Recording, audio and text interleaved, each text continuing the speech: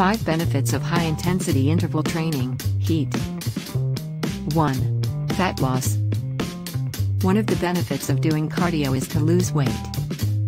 Heat, or high-intensity interval training, burns more calories than moderate-intensity continuous training. It also makes your metabolism faster after you exercise.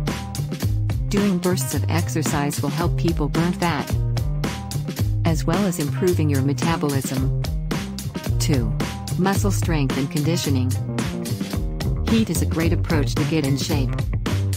It can also aid in muscular growth and strength. 3. Strong bones.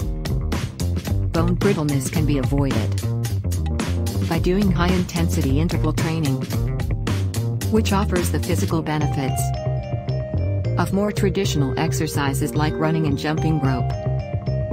Studies show that it will improve bone density in your back or lower limbs because this type of workout impacts different muscles than others do.